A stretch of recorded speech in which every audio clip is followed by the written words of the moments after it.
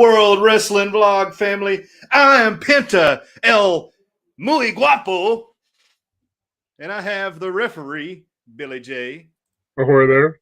Large Dylan Moon, and the voice that can cut steel, the Cowboy Paul Vines. Good evening. We are the World Wrestling Vlog. I am actually the Moonlight Mark. This is Josh under here, in case you didn't know. Anybody notice? Did y'all think? I thought it was made completely different. Do you think this is Pentagon Jr.? Yeah. No. All right. Hold one. Get that. Oh my. Let me change my display name here. Oh boy. Sorry guys. So if I'm a little distracted, the Bulldogs are playing. Yeah, it's a rough day this morning so far. Losing to Missouri right now, which I'm sure the entire world is aware of, not just us. Yeah. Woke up halfway through the third quarter, see we're losing to the second worst team in the SEC. That's where we're ranked number 1 in the nation. So good way to start the day. That's what I get for poking fun at Blaine Ray. Third down right now, though. All right. Even though this is never supposed to happen in Lucha, and I'll have to always and forever wrestle outside the mask. Oh. It was me. It was me all along. All right. So if you haven't noticed, this is an unscripted World Wrestling Vlog tonight. But really because we have a lot to catch up on and a lot to talk about. I mean, a lot has happened since we've all went off to the 4 winds and done a number of different things. Billy J went off on a cruise. I went off on a cruise. Paul's been cooking pinto beans and cornbread, and Dylan has been all over the great nation of Korea. And he sent some awesome pictures this week. But,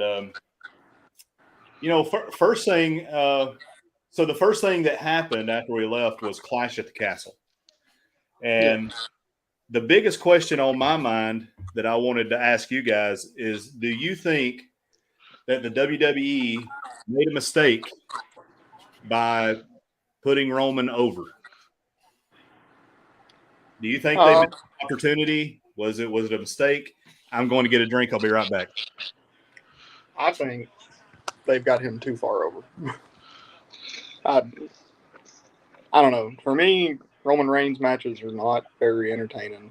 I mean, I guess he's got better from when, he first broke away from the Shield and everything, but still, I mean, he's got his 3 moves, and he's going to stand around, and they'll brawl a little bit, and they'll lay on the mat for a little while, and then they'll wait till about 30 minutes in, he'll hit his 3 moves and win. And I don't know who they're going to have beat him. I mean, he's already beat Brock. I know that there was interference and stuff, but I think that's the only person they got that they can really, at this point, justify beating Roman because of how far they put him over. I mean, there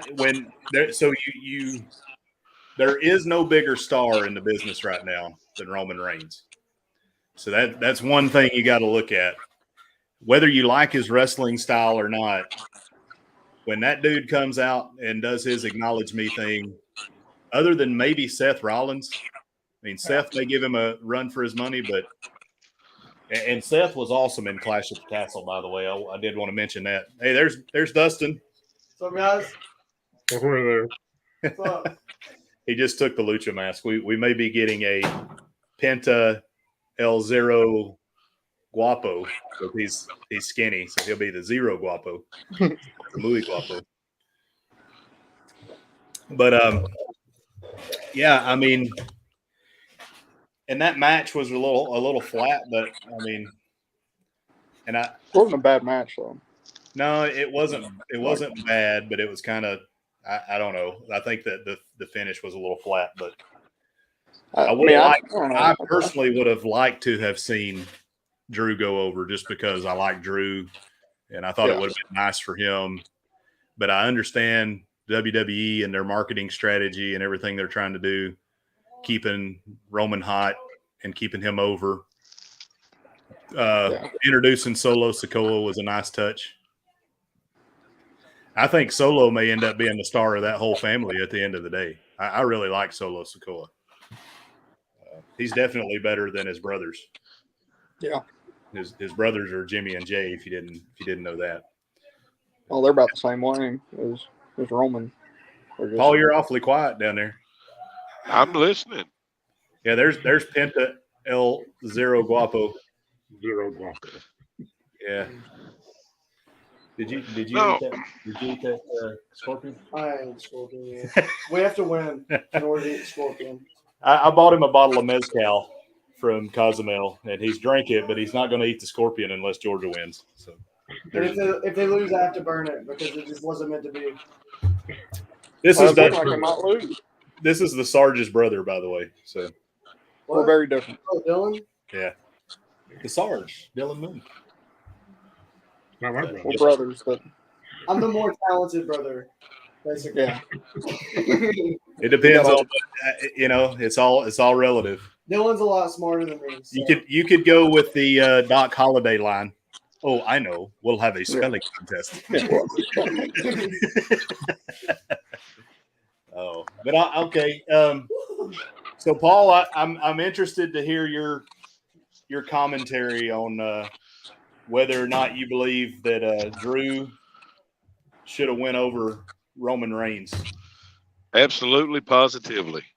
And this is kind of wrong. Maybe this is the way I look at it, and I could be wrong. But if they're going to play the Samoan heritage, be Samoan. I mean, you can't hurt a Samoan if you run them over with a bulldozer. And I just don't see that killer instinct with Roman, like Alpha and Sika had, and the Samoan SWAT team had, Umaga, and Yokozuna, because let's be honest, I mean, Yokozuna wasn't Japanese. No. He's from the Anawa family as well, Rodney Anawa. So, and I like Drew. Drew just, I don't know, he's more believable to me, if you will. Yeah. I like, because I kept up with him from when he left WWE, and then when he came back to TNA. Hold on, let me get this dog out of here. It's a madhouse right now. It's such a madhouse. But when he just his journey, and WWE did a good job of showcasing this, but the fact that he left and he went and honed his skills, and then he came all the way back. And I feel like that was the perfect time to reward him for that. I think so too. And I think he could have carried the brand. And I think that was probably the decision point for WWE was, can he carry the brand or not?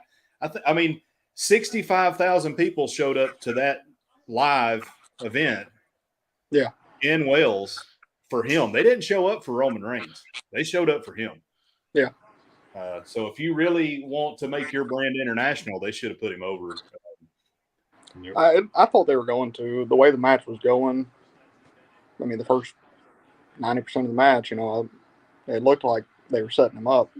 Yeah. Of course, they ended up not going that way, but I think he deserves it too. And I'd like to see somebody else hold the title in WWE than Roman Reigns. I don't know. I guess it's more like Roman Reigns is more like a traditional champion in some ways, I guess, because he doesn't wrestle on the live show or on like the weekly shows. He doesn't.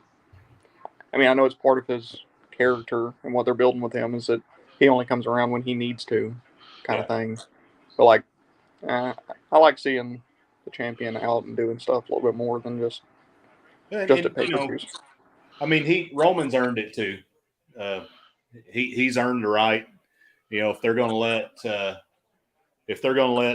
Brock do that, then it's only fair that they allow Roman to do the same. I mean, at this point, he's more of a draw and making more money. But sure, I think you could have done a lot with. You potentially had some storylines with Bobby Lashley there that you could have done. Absolutely. And I love Bobby Lashley. I've always been a big Lashley fan. So who do you think is going to be able to eventually take it off of him? If it's not Brock, who do you think it'll be? I think they're going to wait and push Braun Breaker. I think Braun Breaker is going to be the guy. I think they're going to push him to the moon. and they may wait until WrestleMania. So I could see Royal Rumble, Braun Breaker winning, and then going and taking the strap. No. I think that's they're only out now, really. Apparently, Georgia just scored. Not yet. They're on the 1 yard line on mine. Bauer's got a first down. But they're on the 1. What? Una momento, World Wrestling Blog. They're in. They're reviewing Dejon. Well, Dejon Edwards. It's close. Jeez. Close, yeah. But the thing is, you're talking about Roman carrying the company, and gone are the days of Hulk Hogan in the 80s. Vince McMahon, excuse me, I guess now Triple H, has more talent on his plate than he could ever say grace over there at the WWE. I mean, one person does not have to carry that company. Like you said, you got Lashley, you got Roman Reigns, Brock Lesnar, and I heard that Bray Wyatt's coming back. If they would give him some creative leeway, he could really do some cool stuff or spooky stuff. If they do this White Rabbit thing like everybody's rumoring, it's going to be awesome because he has all the characters in play. I mean, that would give Karrion Kross some material. Dexter Lumis, which I really like Dexter Lumis. I've always liked him. He's had a goofy gimmick as a standalone, but in with the Wyatt family type thing, especially with a more mature angle, I guess, for lack of a better term, but more horror film kind of angle. Mm-hmm. Yes, I think he could be very good. Well, I always wondered about Brad. How much of that is just creativity, and how much of that is natural? Well, Bray Wyatt. I think. I don't know. All right, guys, here we go. So he believes that Georgia has it in the bag now. So show everyone the scorpion. This is the scorpion at the bottom of the mezcal. I said as long as we get the. He's afraid of the stinger, I guess. No, I'm not scared. I said if we get the lead, then I'll eat the scorpion. All right, here he goes. Oh. What do you expect? Hey, Go what are you doing down there, bro? Crunchy. Get that out of here. What are you doing? Yeah, it has a crunchy exoskeleton, friend. All right. That's my brother. Vámonos. Right. Vámonos, Luckily, cabrón. y'all's live stream. Yes, I did raise that. Your Bulldogs are in dangerous territory right now, though. He's going to start seeing trolls and mushrooms and no telling what all else. But hey, it's a learning experience. You raised 2 different boys. That's your mama's son. Yeah. This is the father's son. That's why he can't grow facial hair. So the next question for you guys was the Walter Sheamus match or the Seth Rollins Riddle match better? Which one would you go with as the better of the 2 matches? I don't know, because they were both really, really good matches. I say they were both different. They were both different in style. Yeah. I say Riddle and Rollins, but not by much, because just like you said, they were different. Yeah, they were different. Yeah, and I wish I could remember who the booker was for the Riddle Rollins match. I can't remember it right offhand, but the booker for the Walter and or the Gunther, it's not Walter anymore. The Gunther and Sheamus match was Abyss. I don't know if y'all knew that or not. Yeah, I think you told me that. Yeah, so that's pretty cool. I like Abyss. Abyss has a good mind for the business, and he, for what he could do in his time, he was a good worker. He knew what he could do. Be this big guy, crazy guy, and he worked within that. I mean, he was not as athletic as even Cactus Jack, but he could do the death match stuff, and he found his niche and did it well. But it looks like he's killed him. What's that? Russo killed him. He was talking about Abyss. Russo killed him when they took his mask. They took his mask, and when they had him do that stupid dentist skit or whatever, Yes, that was so retarded. Sorry, I shouldn't use that word. Oh, So ignorant. that's what it was, though. Yeah. I mean, but how many people did Russo kill? How many people did Russo bury with trashy, terrible writing? yeah. Well, you do know that I had to look at my notes one day this week. Russo won the WCW World Title. Yeah, And, I remember. and then Yeah, then gave it up the next night. Chris Canyon could have been a Hall of Famer. Yes, sir. All the tools, but because of Vince McMahon's, it looks like probably some homophobia now by watching The Darker Side of the Ring, but also Russo's trashy writing that he wanted to do. You know, I mean, his whole idea was, well, if Jerry Springer's getting over, then why not do the same thing? I mean, he's been quoted as saying that. But anyway. And Canyon was just as good. I know before everybody knew him as Canyon, he was with Wrath as Mortis.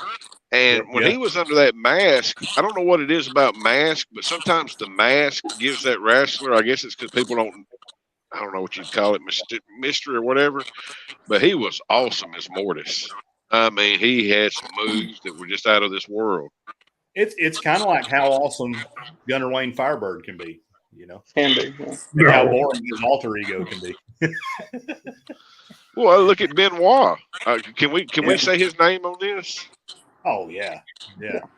Pegasus Kid in Japan. Yeah. I mean, him and who was it Eddie Guerrero that was Tiger Mask or some kind of mask over there? I remember. I don't remember, but I've seen Tiger Mask 2 or Tiger something. Mask. Yeah. Tiger Mask 2, I believe it was. Yeah. Yeah, they got some classics in Japan. I mean, just barn burners. Hey, so we're a little off topic, but that's all right. When you mentioned, no, it's fine. When you mentioned Eddie Guerrero, did you see Bandito this week on AEW? Hey, he can go. Man, you want to talk about a reincarnation of Eddie Guerrero? Yeah, I mean, he was good. He is good. Chris Jericho looked pretty good in that match too. That was just a good match. Yeah, but did Bandito make him look that good? I mean, yeah. Let's be honest. Bandito can go. I mean, he held Chris Jericho in that delayed suplex for over a minute.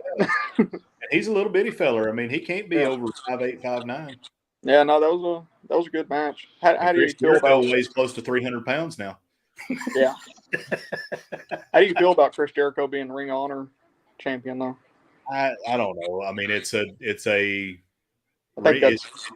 company that doesn't really exist, that is bought as a plaything. So, but it's like NXT. That's what they need to treat it like, instead of just another couple belts to throw around. They need to put those belts on YouTube and let that YouTube thing that they do be Ring of Honor. That's what they really need. They need to treat Ring of Honor like NXT, not just and wrestle for the championships either on pay-per-view or live TV. Yeah, that's what they should do. And then that would give those under guys that are on Dark something to wrestle for. Yeah. You know? But Paul, I didn't mean to shut you down, but we're good. You start talking about Tiger Mask, man. I can go for that. I love Tiger Mask. Tiger Mask. It almost makes me mad when Moriarty comes out and he's like, Tiger style. I'm like, you're good, man, but you ain't no Tiger Mask. You are no Tiger Mask. Tiger Mask and Dynamite Kid. If y'all have never watched Tiger Mask and Dynamite Kid go, you need to watch those matches. That's what modern wrestling should look like. If you want to do the trampoline playground stuff, do it like that, and it'll get over. I mean, there's certain people that know how to do all that and still wrestle well. I mean, Can I ask a question of one of the panel members? You can always ask questions, Paul. Well, this has been dogging my cats for a while here. I won't call him a captain, but I'll call him referee. Billy J. I'm just curious, brother. Have you ever been reffing a match and you're sitting there watching it and you're like, y'all just stink? Yep. Like, quite a few times. Probably literally and figuratively, I bet. Well, I mean, was the match that bad? Yeah, there were some times that I've ref the match, and I'm like, please go home. Just end it. Yeah. End the misery. Yeah, I've had those. Yeah, so Meg brought that up, dogging my cats. Yeah, I caught that. I like that. That's a new hashtag right there. Hashtag dogging my cats. Hello, Miss Meg. That's what's going on the TV right now. The cats are getting dogged. Yeah, your dogs are in a bad position right now. And They're winning right now. Yeah, but they're I going know. to win. I hope they do win. I'm just saying it's dangerous, though. Oh, I know. Oh, they won't be number one next week. I know that. That's fine. That number one thing is not. Yeah, it doesn't really matter anymore because of the playoff. But so back to the business at hand. I agree with y'all. I think that the Rollins the Rollins match with Riddle was definitely match of the night. Yeah. And Rollins had that crowd eating out of the palms of his hands. Yep. That was awesome when he just stepped over for a minute and them continuing to sing. Yeah. I hate Rollins' gimmick right now. But apparently it's over in Europe. They love it over there. I like his gimmick. I don't know why. I've heard you say that a couple times before. I don't know why. I like his gimmick. Because he eats it up. He does good with it. He eats it up and he dives into it. Yeah. I think that's what I don't like. I think everything other than that and the I'm on acid coming to the ring thing, like sure, but like you don't like that about him. He's a heel. That's the point. Yeah. But I like my heels like MJF and like Ric Flair. I don't like my heels. But he's a different kind of heel. He's supposed to be cocky and annoying. But did you see Adrian Street in the crowd? Oh gosh! Did you see him, Paul? Yes, sir. That was awesome. I mean, I'd only heard, I'd saw some footage of Adrian Street, but I never saw him in the flesh, so that was pretty cool. All Tyson Fury. But who did Seth Rollins remind you of coming to the ring? He was very Adrian Street-esque in his attire and the way he came out. But, Adrian Street wasn't the first gender bender kind of guy. Gorgeous George, I guess, was, right? He pushed the envelope quite a bit. Yeah. Which that's something that's especially for his time. I don't know if it's because the industry is afraid of it right now, but I kind of like that. That's something that they do a whole lot in Mexico. Mexico, they'll have obvious men dressing up as women and vice versa, and that's part of the gimmick. I think probably in the United States, maybe the different promotions are maybe afraid that they're going to offend one group or the other. I don't know, but the thing about Adrian Street is, I mean, he did act feminine or whatever, but that guy was tougher than a $2 steak. Oh yeah, and his valet, Miss Linda. Mm-hmm. Most of the guys in the locker room were scared of her. He was a legit shooter. They were both. Yes, sir. Catch as catch can, right? Wasn't that his? His first match, he got fired after it because he ran down there and beat up a guy in 3 minutes. The promoter fired him. At least that's his story. The exotic Adrian Street. The exotic. Y'all see though? Go ahead. Tyson Fury, he was out there and he hit what's his name? Who's the guy with the Money in the Bank right now? I can't think of his name. Oh, Austin Theory. Yeah, and he punched him. I think he really made contact there. Something like that. He came running down with the briefcase, and Tyson Fury stood up, and got him on the jaw. That looked pretty rough. Like it was probably it was probably stiff. Yeah. I mean, for a guy that's never done any work, I'm sure it was.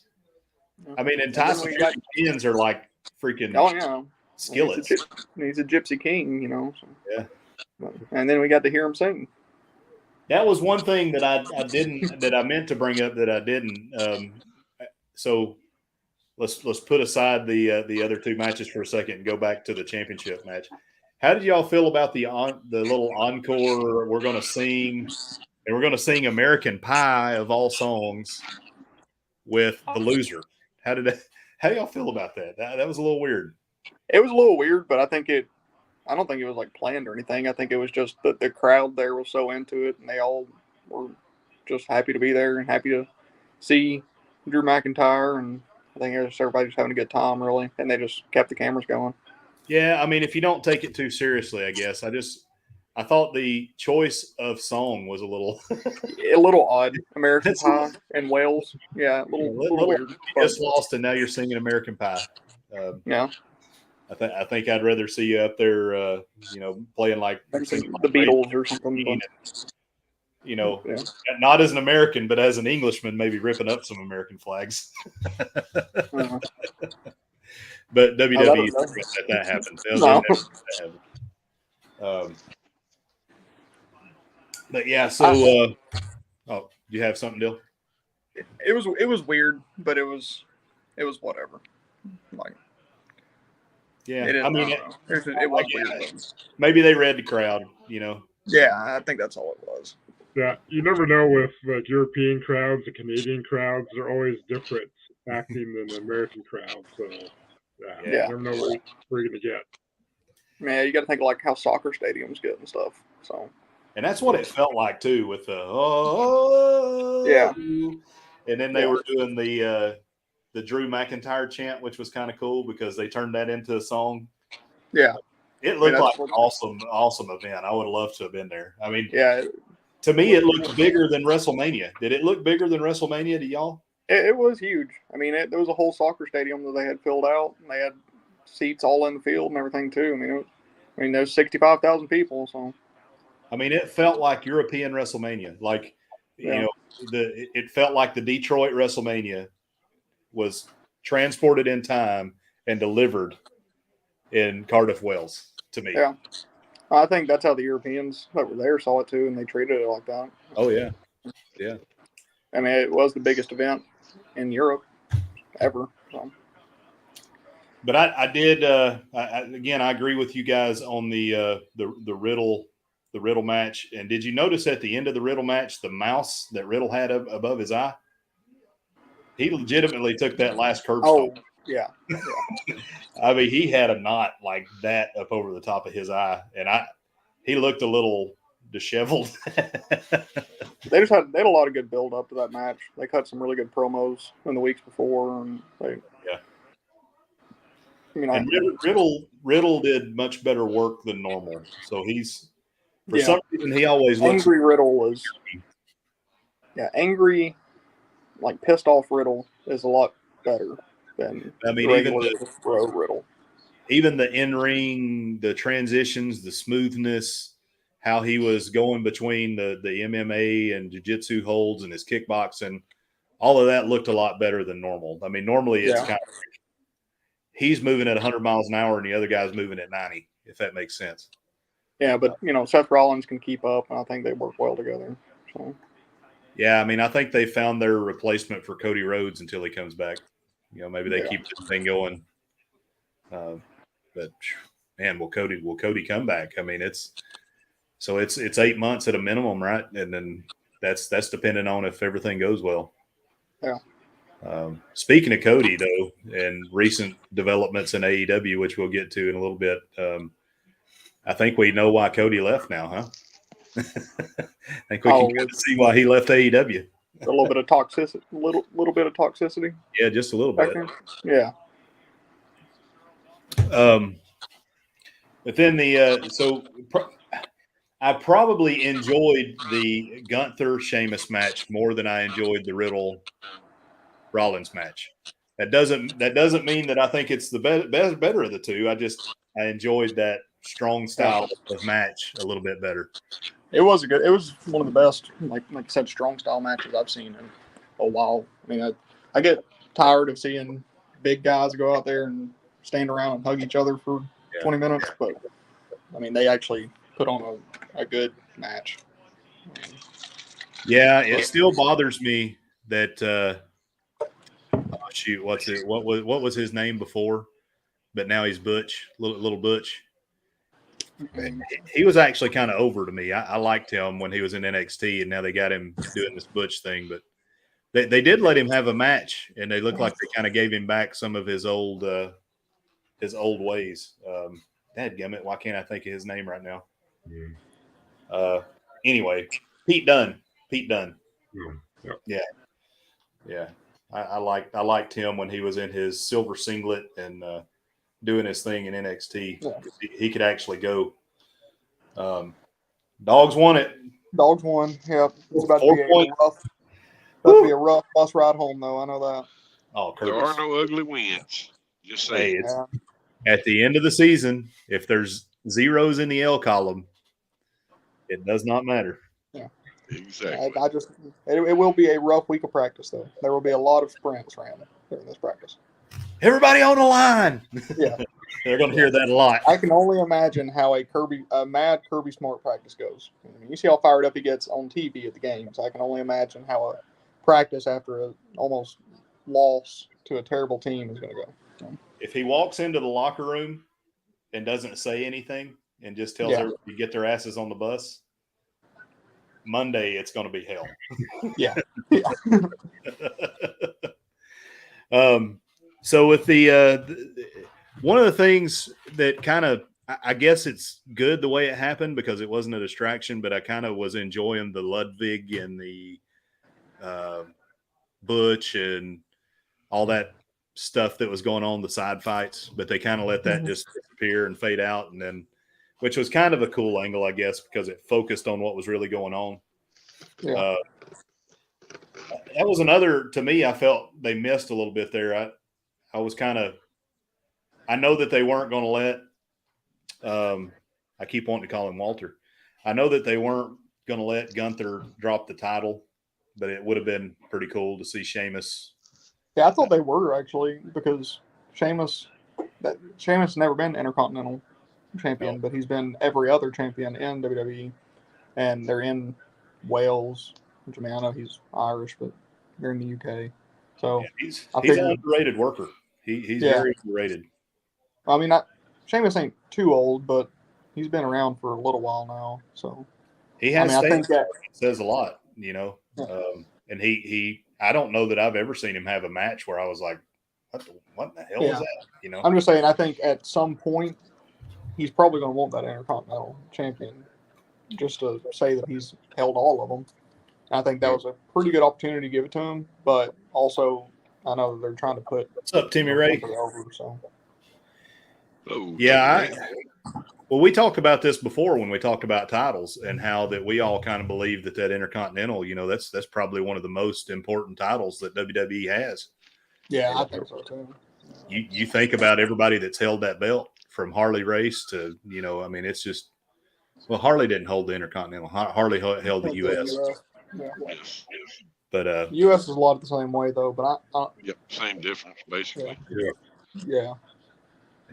But you're right. I mean, very highly. Well, a lot of Hall of Famers have held the Intercontinental title.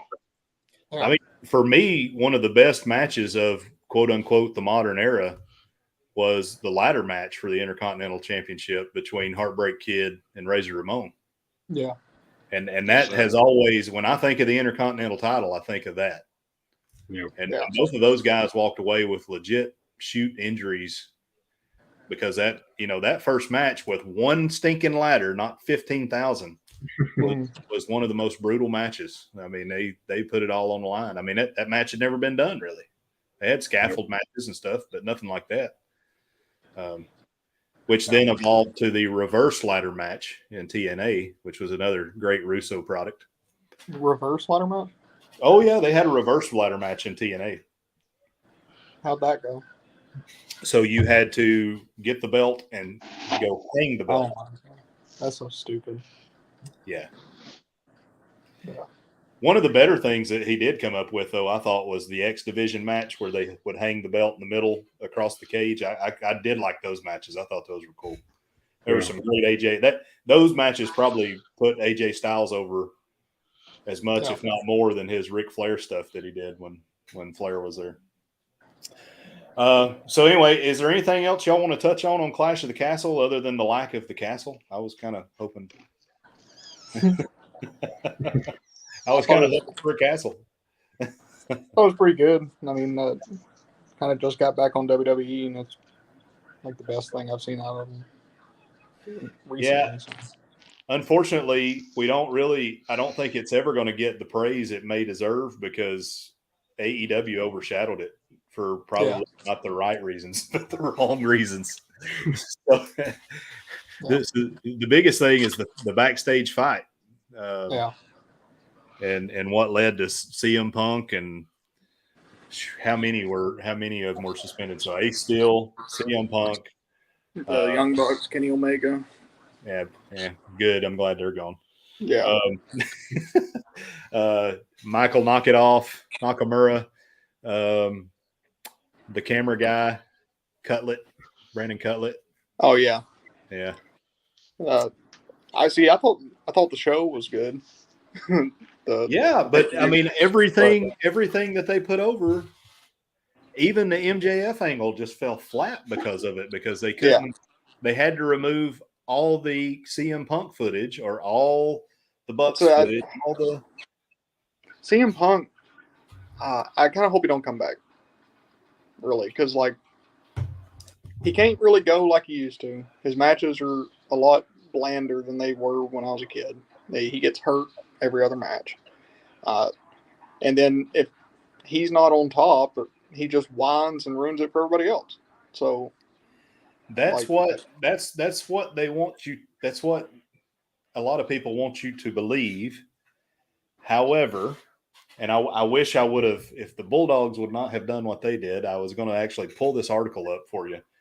But there was a whistle blow in the back to all of this. And the gist of it was that the majority of the locker room was apprehensive when they heard that CM Punk was coming to AEW. Mm-hmm. To include guys with old school mindsets like FTR and you name it. But then when he came in, he made such a positive impact on the locker room, about 75% of the locker room, because they had heard he was a pariah and that he was a loner and all these different things in WWE. But what they came to find out was that he felt like that the veterans should give advice and that the younger guys should listen. I mean, holy crap, what? Is there anything wrong with that? I mean, that's the way it's always been and should be, right? So I guess what pushed the Cowboy over the top to go into business for himself was that he came up to Paige and said, look, sometimes less is more. You don't always have to do your moonsaults to the floor. At least turn around and look, like giving him some advice. And the Cowboy didn't say boo to a goose back to him. And then he came out a week later and cut that promo, went into business for himself. And then apparently during the match, the CM Punk match that was on All Out, part of the reason that he received the injury he received was there was a little bit of shooting going on in the match. Them and Moxley? Yeah. Yeah. And then I can't remember what, but anyway, there was a whole lot going on. Long story short, Kenny Omega rushed himself back because he felt like he wasn't in. They all started leaking. So the EVPs, who are supposed to be acting like professional executives in the company, were actually acting like little petulant childs and running to the press and saying, hey, CM Punk is being CM Punk over here, and he's trying to get guys like Colt Cabana fired. Well, 9 months before CM Punk showed up, Colt Cabana wasn't being used already. I mean, he was already under. So what does that have to do with CM Punk, But Punk actually wanted to come in and be a mentor to the guys and have matches like he had the matches with MJF, and you can see the guys he had matches with and bring them up and show them how to do matches properly, and eventually kind of fade back and not do as many matches and just be more of a backstage mentor, because that's where his heart was at. And there was actually a story about him talking to Will Hobbs before Will Hobbs went out for their match with him and CM Punk. And he said that Will Hobbs was like, I'm so nervous because if I make you look bad, I'm never going to be able to recover. and Will Hobbs' mother had died a week before that. And CM Punk said, "Go out there. Don't worry about anybody that's out there watching this. Just pretend your mama's out there and do this match for your mama."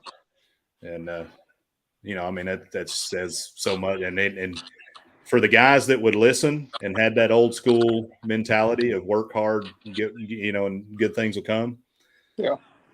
They all loved CM Punk. It was the other half that thought they knew better that had the problems. So, I don't know. I see it, but also I just see a lot of stuff that comes from CM Punk that I think he does have a, better than you mentality. I think he's cocky, and I like CM Punk. I've always liked CM Punk, but I think he just causes trouble. It seems like he ends up causing trouble everywhere he goes. And I get what you're saying, like he's trying to help and everything, and that's good, and I agree with what he's trying to do. But I mean, he was causing problems when he was in WWE. I ended up leaving there. He comes to AEW. All kinds of backstage drama going on now. So I just think there's like one person to blame, but.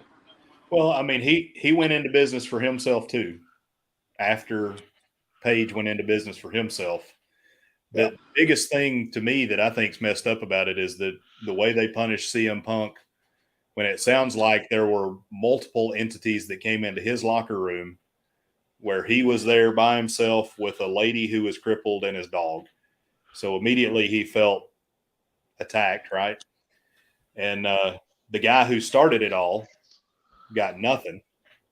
I mean, Page should have been reprimanded for going into business for himself. I mean, it almost took the company under. I mean, they actually did a good job of damage control when they came back for the Rampage or the Dynamite that followed. Yeah. Yeah. Where is AEW out of? Jacksonville.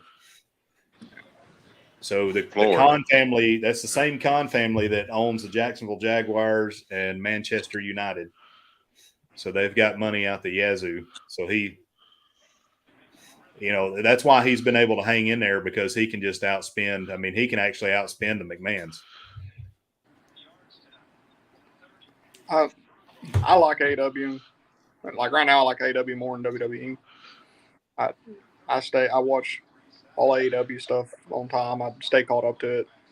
I watch WWE when I can, but I don't know. They do a lot of things that are not great, in my opinion. Like we were talking about with giving Jericho the Ring of Honor title. Like, I don't really know why they did that. Don't really like that. I think because it's going to be easy to drop it. I mean, he won it in a heel fashion. Yeah. And so, I think whoever takes it off of Jericho is going to tell a lot about the future of Ring of Honor and how they're going to market it. Because if he drops it to an underneath guy, not really an underneath guy, but not somebody you would consider a top guy. So somebody like Bandito. Somebody they're going to build. Yeah, that tells you that it's going to be like the old Ring of Honor. Yeah. If, Jungle, I would even go so far as to say if they let Jungle Boy win it, it would be more like the Ring of Honor of old. And that may be a good place. Yeah. So Tony likes his long-term booking. Or his long storytelling is what he says. Yeah. Does MJF cash his chip in to win the Ring of Honor title? I hope not. I don't think he will. I don't know when he's going to cash it in or who he's going to cash it in on, honestly. But I think it'll be on Moxley. Yeah, maybe. I don't know. But Moxley cut a great promo, and so did MJF. MJF's promo, Dynamite following All Out, was gold.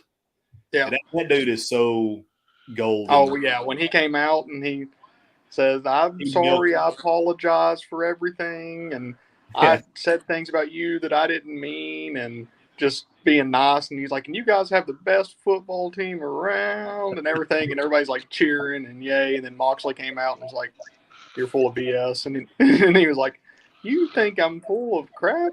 You think I'm joking about these ugly, fat people? Love it. the Dynamite where he said, "These people love me. These people worship me. And if I'm the devil, they're all devil worshipers." Yes. That guy, man, he is off the chain. I love it. Yeah, I love it. He is a perfect heel. I mean, just a perfect heel. He's actually got a match coming up this week, though, which is good. Fighting Wheeler Yuta. So Paul, I'm not trying to make you sound like you're old here, but you're the old hand in the group. So am I really? I mean, not by much, I don't think, but you know, you've seen more older wrestling than anybody here. How does MJF right now compare to Ric Flair at the same age? I've always wondered this. I'd say about neck and neck with him.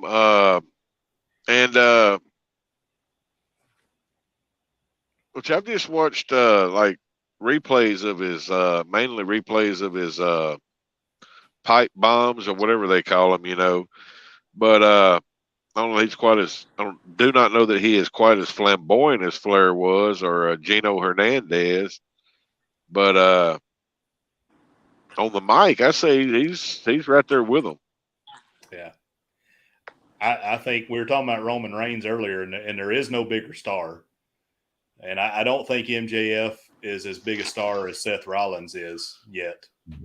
But I think in terms of what he means to his promotion, he probably means more to his promotion than any of those that were mentioned.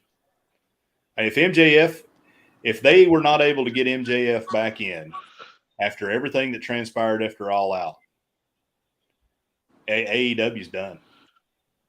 Yeah. I don't see AEW recovering. I mean, I like Moxley, okay, but Moxley couldn't pull him out of it.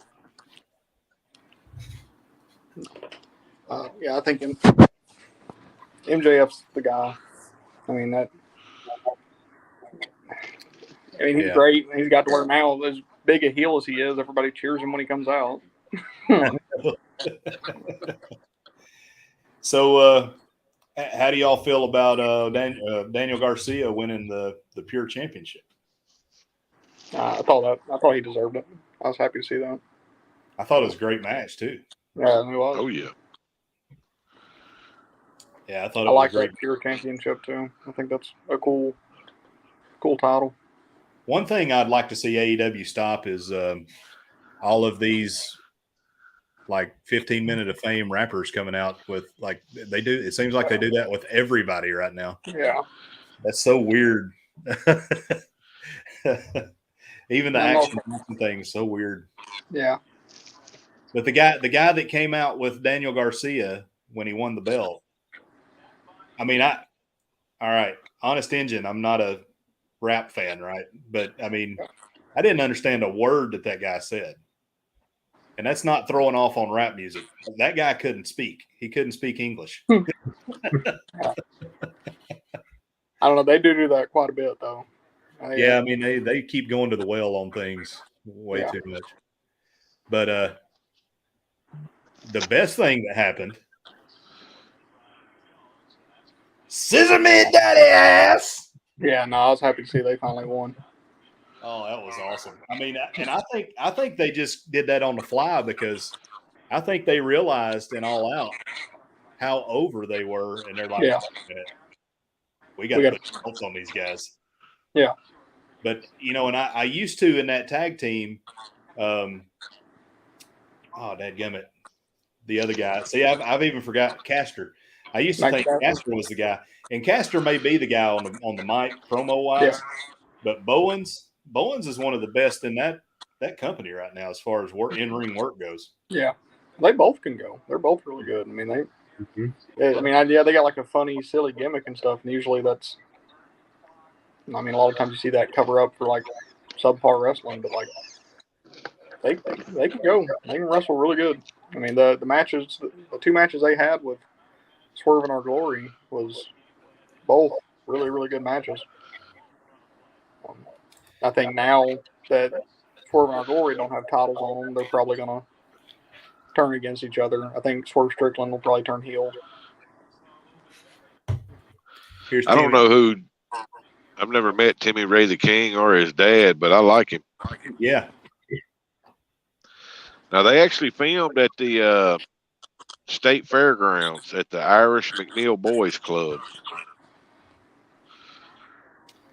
Yeah, Timmy Ray, he likes racing, he likes wrestling. He apparently likes the Power Rangers. Red Ranger specifically. All the things a growing boy needs. Yeah, I agree. So Timmy Ray was talking about up here all the titles. There's way too many titles. Eric B goes on to say that AEW has trios, mixed tag, plus all the Ring of Honor titles. Yeah, I mean, and AEW may have room for more titles because they have so many more on the roster, but I definitely think that it's putting a strap on somebody has lost a little bit of meaning having that many titles. Yeah. Well, back in the day, it made sense when they had all the territories. Yeah. Yeah. Because you had to set each territory up. You know, then you had the Roman, as I say it, or the traveling world's champion that hit all the territories. Yeah. But today it's just a bit much. Yeah. Yeah, and it's some of what I the was saying with how they're doing Ring of Honor, and they're just making it just more titles to throw around AEW instead of having it be its own thing. They need to either come up with a channel that they can put that on. You know, even if it's like Axis or one of those smaller networked, you know, over the air channels, or they need to put it in. You know, they have two darks. They have Dark Elevation and they have Dark. Just change one of those to Ring of Honor. Continue to have your pay-per-views. I mean, Ring of Honor lived for years online anyway. Continue to do your pay-per-views, and then if you want to do every once in a while stuff on TV for belts, then do that. But yeah, they need to do something because Ring of Honor. And Dylan can remember. I used to throw Ring of Honor on back when you could see it on like local cable access. Yes, sir. Like, look, this is good wrestling. This is what it's. Yep. Yep. Yeah, because I remember, we would watch WWE religiously, but it was always better wrestling on Ring of Honor. Yeah. Yeah, and now I don't know what was wrong with that place, but they just never could, no matter who they let. Jim Cornette was over for a while, just behind the scenes, and it was something with him and Sinclair Broadcasting. They didn't know how to run a wrestling company. They just couldn't get it going. Sinclair ran off him and ran off Delirious, and I guess that's when it started going downhill. AEW was trying to get Delirious. I don't know if they did that or not, but part of the problem with getting guys like Delirious and Jim Cornette is Tony Khan don't want to give up any of the booking, and those guys want to have some creative control over booking. I mean, Jim Cornette talked about how he sat down with Tony Khan and actually discussed being part of the creative team, and he was unwilling to let him have any control over booking. So I think it's going to end up hurting him eventually. They still listen to him. I mean, you notice if you listen to the Jim Cornette podcast, the following week they'll change or do something in AEW that Jim Cornette mentioned. Yeah, and he said in the media scrums before that he listens to what the podcasters say. I think he listens more to what Meltzer says than Cornette, but Meltzer's off his rocker. I'm not saying Jim Cornette's the end all be all, because some of his stuff is outdated, but I love I'm like him. I love the old school stuff as well. But a lot of his stuff, his ideas do translate into today's wrestling. I love how psychology is not outdated. Exactly. Yeah. Tell a story. Yeah. Like Mike was saying when he was on here, I got no problem investing in a good story, but you got to give me one. Yeah. I'll write a story for 6 months if it's good. Yeah, I mean, look at what the Stone Cold Rock feud. I was in that thing, the build up toward, the Brothers of Destruction. Yeah. I mean, NWO and that was over the Intercontinental title. Yeah. Yeah. That was awesome. I remember, here's your little belt, and he threw it off the bridge into the river. Here's you some scuba stuff. My favorite was when he said, "Is this live or is it Memorex?" He was in the control truck. Yeah. And Rock's beeper went off. Supposedly it said 316, and Austin was behind him in the ring. Oh yeah. Yeah, those were good days. But I'll tell you one thing that I really, and when Dylan, he mentioned CM Punk not coming back, I think he needs to come back at some point.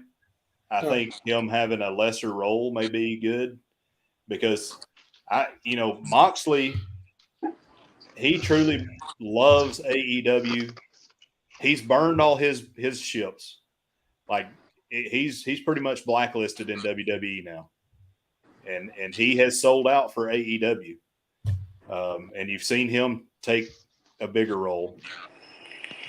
MJF, he knows now that AEW is his for the taking if he wants it, if he plays his cards right as far as being a top guy.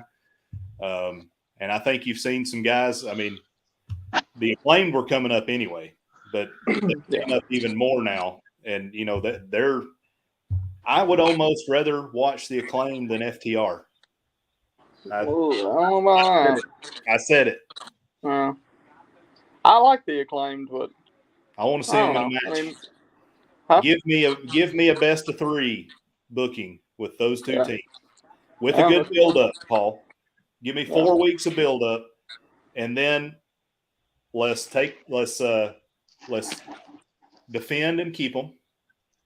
Let's drop them, and then a rubber match. Yep. And then let FTR take them because FTR deserves them. But that's 3 months of booking there that they could get out of it. Because sorry, go ahead. Do the matches for money. Put them on pay-per-view. Do the title matches for money and let them have their one-on-ones and their everything else during the week. But anyway, sorry, Do Paul. captains matches too. Yeah. Captain. No. Billy, I'm gonna tell you what. If you ever get over your lack of confidence in life, man, the sky's the limit. The sky is the limit. Thank you, Paul. But you know what I mean, man. They used to do that in World Class all the time. They were working a good tag team feud. They'd have what they called captains matches, where the quote unquote captain of the teams, each team would do singles matches. Yeah. So Timmy, I need to put this on for Timmy and Eric B because they missed it. It's an improvement.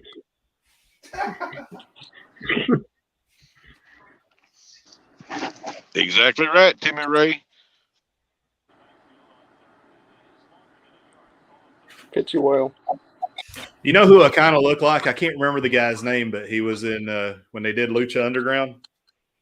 Nacho Libre. No, yeah. The red-haired guy that wore the mask. I wish I could remember his name.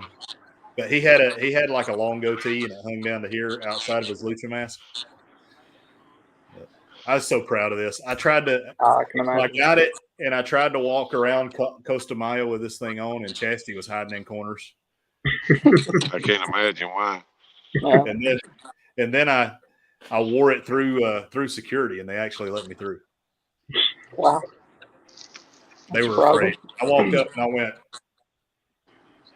Yeah. They just parted the ways. Yeah. Paper By bag. the way, when Penta shows up. Mr. Josh, I do believe what you posted earlier today, unfortunately, is true.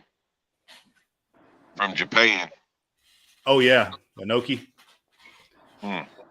Yeah, it's bad. That's It's like the second most famous Japanese wrestler of all time. Baba and Inoki. Yep, and Ricky Dozan I would say was the most famous.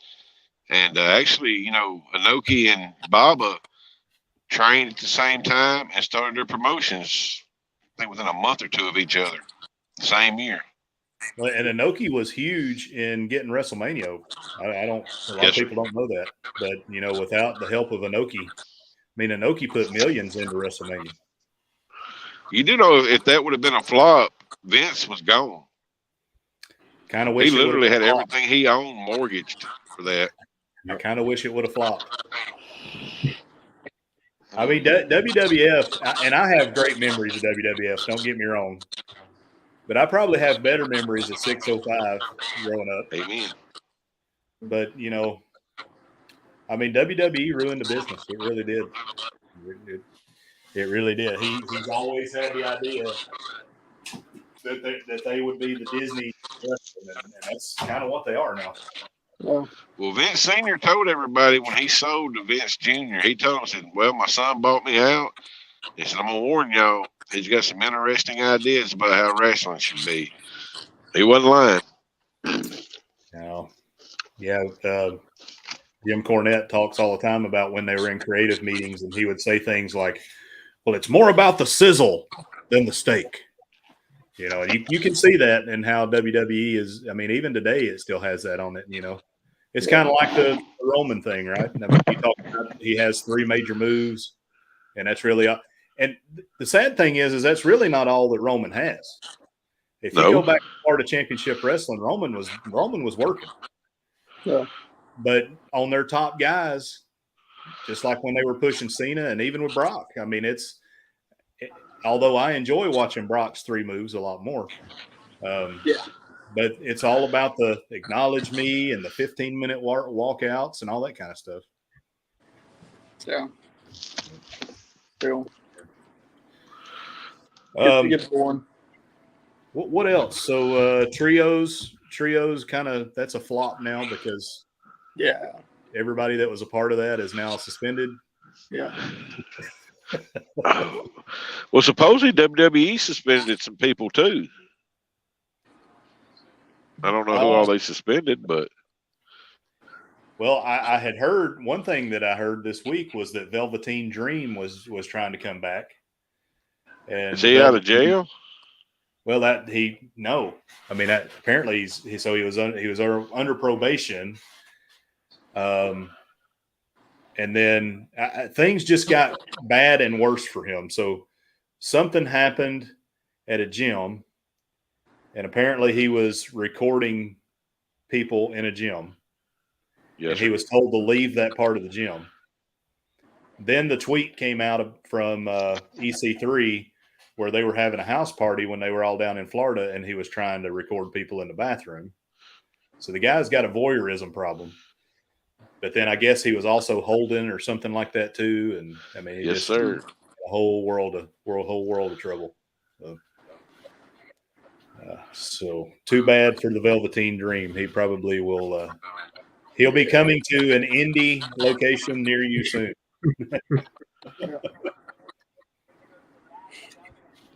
He'll probably be wrestling Carlito here before too long.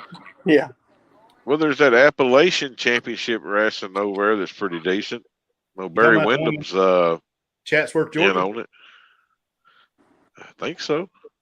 Yeah, I know over all that about area. That. Yeah. Barry Windham's does some interviews. It started in a trailer park in a 30 by 30 shed. Well, it was probably bigger than 30 by 30. It wasn't big. I mean, it was just big enough to hold about 100 folks, maybe, just outside of a trailer park in Chatsworth, Georgia. Appalachian Championship Wrestling. And there's been some good talent come through there. Well, that's Chatsworth's only claim to fame, ain't it? Everything good that ever came out of Chatsworth, Georgia started in a trailer park. Yeah. Oh, gosh.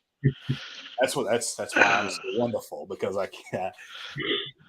grew up in a trailer, but not in the trailer park. Ain't nothing wrong with that. Chatsworth? I did. Yeah. Born and raised. That's where Dylan was born and raised for first 4 years, 3 years, 3.5 years of his life. Yeah, Murray County High School, Chatsworth, Georgia, foot of the Appalachians. Yeah. I think that's about it, guys. I can't think of anything else we need to cover. Billy, you look like you are still laboring a little bit from your battle with Mr. C. Yeah, I'm about almost 100%. So You'll never be 100%. So is this your second time or first time getting it? first time. Yeah. Yeah, I don't get it. I still have, and I guess it depends. I mean, I had some underlying health issues and I didn't even know it. And now I do. But I told Dylan before his mom found out everything that was going on that I was having some problems. And anyway, long and short of it, because of those underlying health issues, I still there are times when it feels like starting in my chest and down to my lungs that I just lose my breath for a minute and and I get exhausted pretty easy. I mean, it's, I think that's more concerning for me about COVID than the actual getting it is what are the long-term effects of this thing? Yeah. Nobody knows. I mean, nobody knows. Mm-hmm. Yep. It may be nothing, but nobody really knows. So I hope you get a full recovery, man. At least you caught the later versions, what they're saying is the weakened versions of it, I guess, but yeah, it still sucks. Yeah, at least I can get on the cruise where would be quarantined or anything like that. So let me tell you when I found out you had COVID, Billy. Okay. I literally had just handed my martini to Mike Rodriguez, and he took a big gulp out of it to try it, and then handed it back to me. I took another gulp, handed it to Chastity. Chastity handed it to Betsy. So we were all sharing martinis, trying these martinis. And I look at my phone and like, oh crap, Billy J's got COVID. And then we found out that I think Ronnie got it, and Bill and Lucy. Yep. So we all kind of looked at each other like, well, if we got it, we got it, and just continued on our merry way. But yeah. Yep. Was that like from the Billy J fan club newsletter or something? Or Yeah. He licked it and sent it. He sent it. He sent everybody little samples of that yogurt that he got all over his face when they were doing the yogurt. Helping Hands for Cruising. hey, Timmy Ray, that's because you were gone. Sorry. You were on your cruise, Billy. But when we were doing the Darathon, you had a great opportunity to get some footage on me. I think you can go back and find it still, but I'll find it. I had to eat a banana with a pill in it. And Chastity made me go down and eat as much of that banana as I could at once. So you have your opportunity. Good. Go ahead, Paul. Sorry, man. Oh no, I was just going to Timmy Ray. So that's Ernie, the big cat lad. Oh yeah, it was Booker for Bill Watts. Yeah. Yep. Hello, Crystal. Man, Crystal just got here. We got to do another hour. Let's go. Go get your pillow, Billy. Go get your pillow. All right. Go get your rose. There's Billy's rose. Is your studio bedroom? Yeah, studio bedroom. Hello, Miss Crystal. Howdy. Yeah, so other things that went on in AEW that I can think of, I really can't think of much. I know FTR, they've been competing in New Japan, I think. Yeah. So they should be coming back. I'm pretty excited about that. But, Paige, Saraya, she's in AEW now. Oh, yeah, I forgot about that. Yeah. Also known as Paige. Yeah. I'm pretty happy about that, actually. I don't know how much wrestling she's going to be able to do, but because she's still got lingering neck issues. But yeah, I'd kind of like to see, if ladies are coming back, it'd be kind of cool to see AJ come back too, as long as Punk's there. But I don't think AJ has any desire to come back. No, I don't think so. She has motivations to do other things. Yeah, she's a big. I don't know what's going on with this feedback here. I'm sorry, guys. Are y'all hearing that? Yes. Yeah. Come on. They won't see you. He's got wet hair. It's not that I had my YouTube on. It's feedback from somewhere else. It's only when you talk. It's because I'm loud. Jimmy, what are you talking about? Somebody calling you yellow, huh?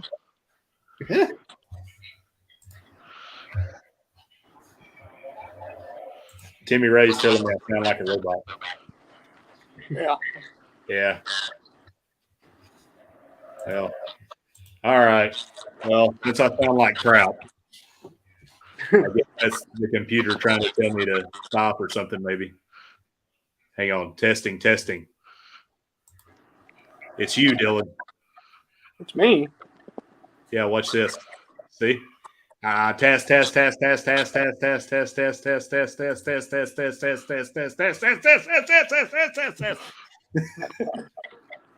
don't know. I don't know why I got my air conditioner off. It ain't loud in here. You got earbuds? No. Or I got them. I ain't got them in. Yeah, earbuds might help. Yeah. It's okay. We don't need to do it now. It's fine. But all right, guys. Well, I'm gonna go around the horn here. We're running out of steam. I'll start with Billy. Billy gave us some unfortunate news here today. He's not. Yeah, I'm not going to do any more live shows weekly. Just going to focus on other things. But I do still have vlogs coming out from the Carnival Horizon. I just put up one out this morning, and I'll have some more in the next couple of weeks or so. So be on the lookout for that. But my weekly live shows are on hiatus for now. Yeah, we hate to hear that. I mean, I always, love to hate your shows when they come on. But no, I'm just kidding. And like I told you before we went live, we're all here. We all love you, and we all got you back, brother. And if you need folks to come on with you, because it does have to be hard to try and come up with stuff on your own all the time. And I mean, I carry this show on my back. I get it. That's actually Paul. Paul is the unsung Whatever of the World Wrestling Blog. Paul is a beast. He's a beast, that's for sure. He's a beast. In some instances, you and I, Paul, would be known as bears, I think. I understand. Can I answer Timmy Ray's question? Understand. Yeah. Wait, which one you got? Okay. The one that just popped up? This one? Yeah, he'd asked it before. Yeah. Okay, Timmy Ray. All right. Ted Turner, when he merged in with Time Warner, AOL, and all that, one of the things that happened was he lost control of WCW. And between Vince Russo and that other guy who was Ed Ferrara and Eric Bischoff, back and forth, WCW was just nothing anymore. And Vince bought it for pennies on the dollar. Yeah. I mean, Vince would have been a fool to not buy it because of the footage he got from the libraries and the name WCW. Actually, he didn't get all the full name WCW because there's an offshoot of it that Ted Turner still owns the rights to, but he don't do anything with it. So bad writing, terrible storylines, terrible bookings. I mean, that's like twice that they were dead broke and beat in a decade. WCW was. Yeah, I mean, so there was a time when Ted Turner had bought the time slot on TBS. And the people of the South like revolted. They're like, no, this is not our wrestling. And he pretty much had to just give it back. What was that Black Saturday, Black Sunday, whatever they called it? Yeah. See, Vince was also supposed to be putting original programming on TBS, and he didn't. He just kept showing his wrestling. Yeah. And Ted Turner bought him out for $1 million, which is where Vince got his $1 million to put into WrestleMania. Yeah. Yeah, and if Crockett would have been able to have bought everything he wanted to buy, and would have been able to put it all together with Watts and all the other bookers, it wouldn't have mattered if WrestleMania would have went over or not. But Too little, too late, and not enough money. All right, so there's Billy J's link to Billy J Travels. He does outstanding videos. He's got Carnival Horizon vlogs coming out from the BBD Rum Run, and it is exactly what you think it is. All right, Paul, what you got coming up, brother? All right. I've been doing a thing called This Week in Wrestling History on Sundays, the last couple of Sundays. Don't think I'm going to be able to put one out tomorrow. I got to work 7 days this week and probably 7 days next week, so that ain't probably going to happen. I'm going to try to, though. But I do have, I believe it's episode 13 of the Booze News, the news that you can use. Hopefully coming out to tomorrow evening at 6:45. And I have a video in the Raid Parade on Friday. Just haven't decided which one in the can we're going to put out there yet. I'm glad you got a can of them because I do not. Well, my stuff's real short, so it's not hard to, put 4 or 5 of them together in a day and just save them. So, yeah, I'm working on one right now, but yeah, Meg, you're right. That was a good question. Timmy Ray always brings good questions, and Timmy, I apologize. I get so excited about talking about wrestling that I forget to look in the chat. I do a lot better checking the chat when I'm doing Moonlight Adventures than I do when I'm here doing WWV because I feel like it's just us 5 guys sitting here and I forget that we have other people watching sometimes. I always look forward to his dad's questions because he always goes old school. Yeah, for sure. All right, Dylan, tell us what you got going on. I don't know why you do it every time. Nothing. Just working. to get this right here. These facial expressions is why I do it. I'll be working. Keep me working. So tell us how many more. I know you're counting months and days. How many more months and days do you have over there? I got like 5.5 months left. Yeah, and then you'll be coming back, and you'll have to go hang out with Billy J. He's coming to your neck of the woods. He's going to be in your territory. On the beach. Yeah. Yep. Panama City. Yeah. So did y'all get much of the remnants of Ian up there in Pensacola, Billy? Got nothing. We just got some high waves, but that's pretty much it. Nothing. All right. So I'm gonna bring y'all down. I'm gonna do my little piece, and then I'll jet out of here. If y'all want to hang around, you're welcome. If not, I won't be upset. But I appreciate y'all as always, and great show. We'll have an actual topic to talk about next week, but this has been a little bit of a crazy week. We way overbooked ourselves this week on the Moonlight Adventure side, and this Chastity's told me I could do no more characters after John Bourbon because I'm stretching myself way too thin. But I appreciate y'all. Y'all have a good one. Thank you. Yeah. Have a good night. So our channel, me and Chastity, is the Moonlight Adventures, and we recently got off of a cruise on the Symphony of the Seas. We went to Costa Maya, Roatan, Honduras, and also Cozumel and Perfect Day at Coco Cay. And we are continuing to try and at least once or maybe twice a week to release videos from that trip. Some of them will be short form content, some of them will be long form, but we're going to try to do that at least once a week. And then also we have coming up tomorrow, the Moonlight Adventures, Shooting the Breeze with Moonlight Adventures. That will be at 8:00 Eastern time tomorrow night. And we have a special guest. She's everyone's friend, Antoinette at Fun. So you're going to want to tune in because it's going to be a lot of fun. We love Antoinette. Everyone loves Antoinette. She's awesome. Let's see. What else do we have going on? I will not be doing the Down Under Cruisers thing this week. I usually do Down Under Cruise Talk on Thursdays, but that's every other week. So this is not the week that I'll be coming on in the morning with the Down Under Cruise Talk.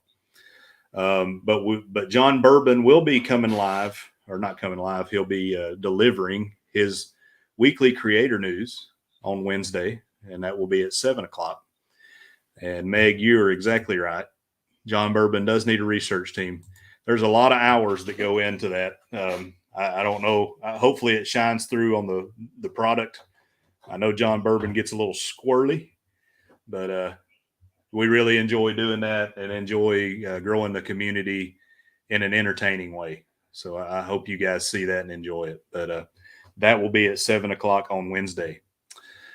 But again, we thank you guys for coming in and sticking with us. We'll get back to our original format next week, and we'll have all the guys in here, hopefully.